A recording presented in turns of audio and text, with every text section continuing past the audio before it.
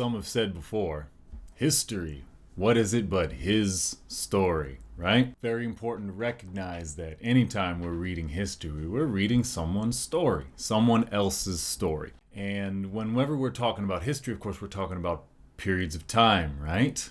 Which means we need some sort of calendar to make sense of that time, to mark that time. But whose calendar, right? Recognize that there are multiple calendars, multiple ways of counting time, right? To an Orthodox Jew, it's the year 7,000 something or other, okay?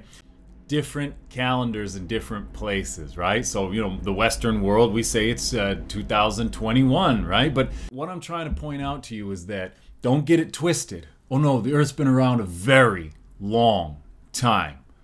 And there are secrets in the soil. All right, I don't know whose calendar we're using or should we be using or when we want to start over at zero again or what the long count of years is since the first creature that we could properly call a man first started lumbering around.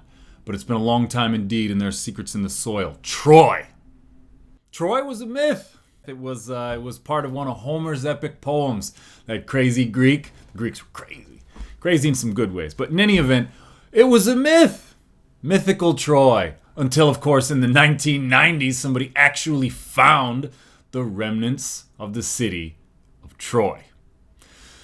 Thus demonstrating that the Greek myth was not actually a myth. It had just been so long ago that, in the words of whoever narrated the beginning of the Lord of the Rings movies, so much time flowed that history became legend and legend became myth. And in time, all knowledge of the ring... all knowledge of what really happened and led us here, passed out of thought and memory. And this is where we find ourselves, a species with amnesia, not to borrow somebody else's term, but it's true. Let's scratch at that a little bit, shall we? So if Troy turned out to be not just a myth, what else is not just a myth? Hold that thought deep in the back of your mind, because we'll come back to it at the end. Know that they lie. The people that claim to present you with the truth about today and yesterday and tomorrow, right? They lie. Censorship and lying, it's ancient. It's perception management. I give you the Council of Nicaea. It was around 325 in the Common Era. A bunch of wealthy, powerful men got together and decided what they were going to allow into the official doctrines of Christianity. Ha! So you wonder how many things that you think are against God or against Jesus or against the Bible or whatever the case may be, it's not contrary at all. It's just so old that you didn't know that it was part of the original philosophy of Christianity because it's been kept out. Okay? Censorship is ancient.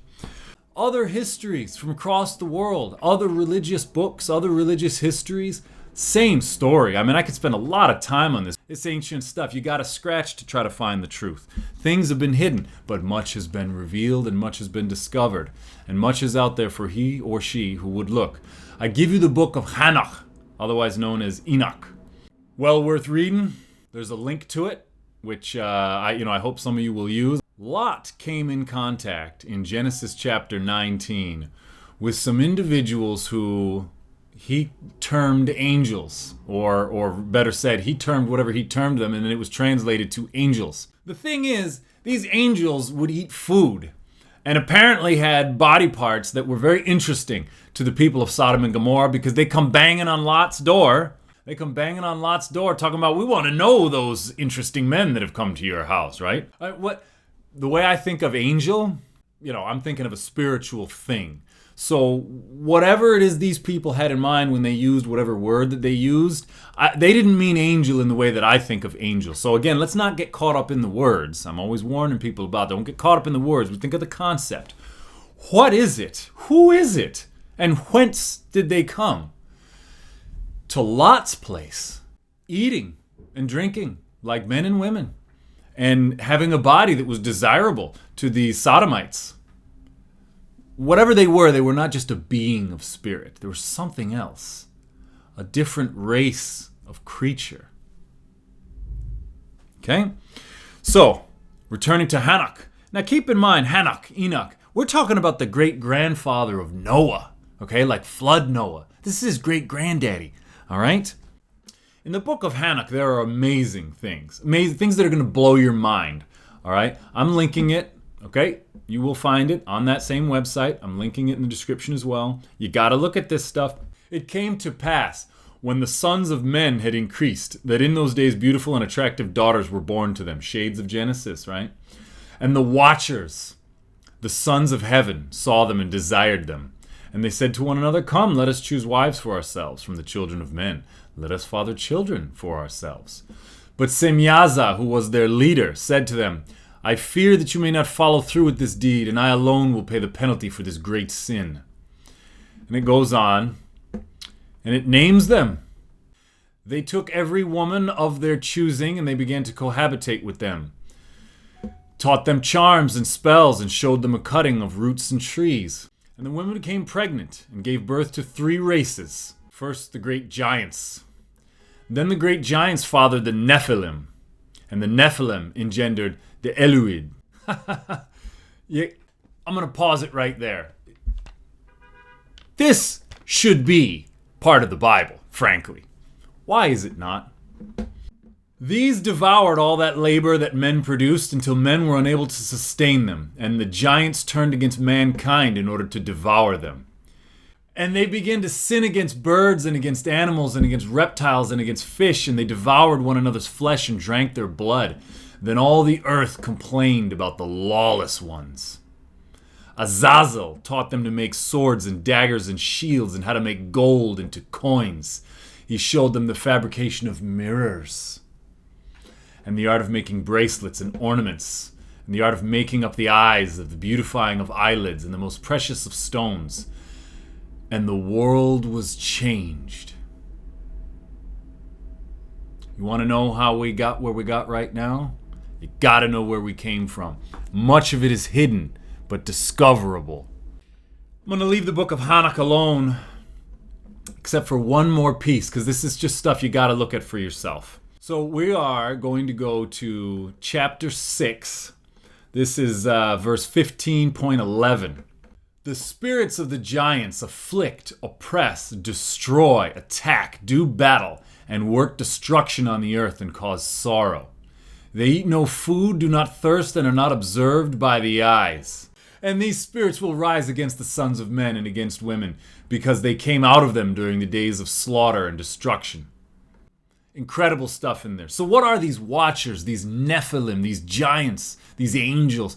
These are all just words for other creatures that either were here or still are here. And it seems, according to what I just read, it seems that maybe they were here physically, but now their vessels have been destroyed, and so they remain as spirit.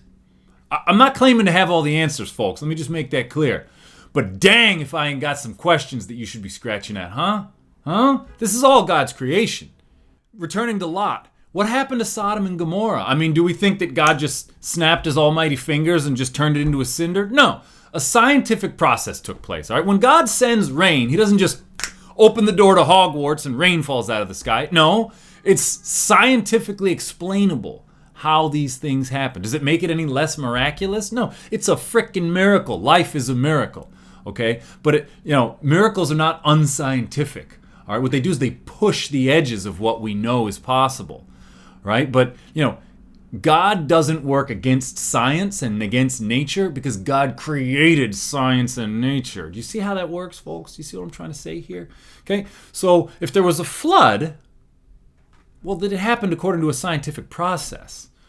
What could happen, scientifically speaking, what could happen that would cause a tremendous amount of rain and sea levels to rise like crazy?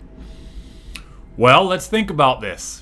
Realistically, I think we got 2 possibilities. We either have a giant ice asteroid, distinctly possible, or we have rapid and tremendous melting of glaciers at the poles or wherever the water's locked up in ice.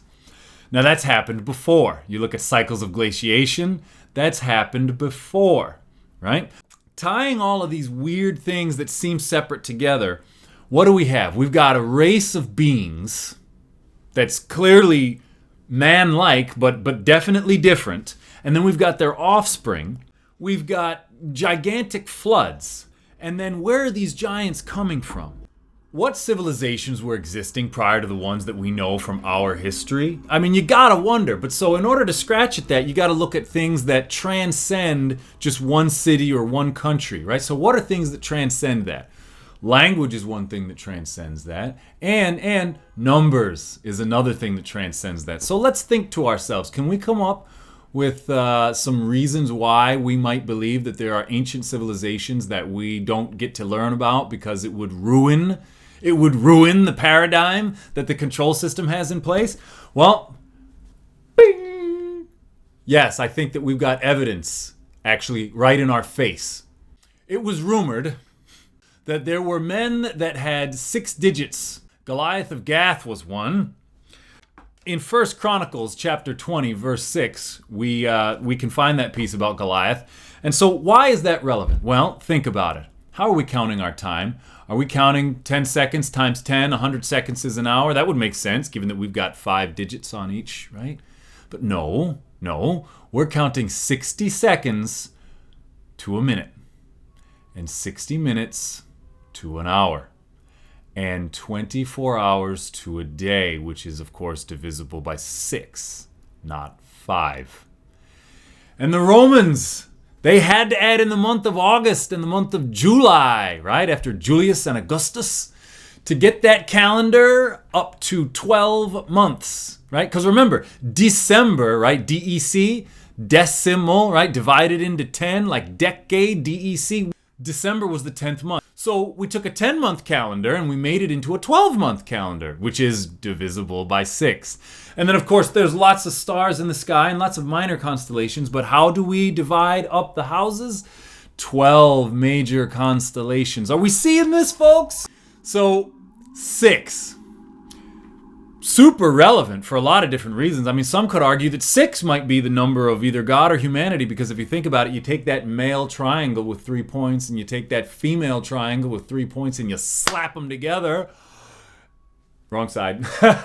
And you get a 6-pointed star that some people erroneously call the Star of David, but it predates David by quite a lot, okay?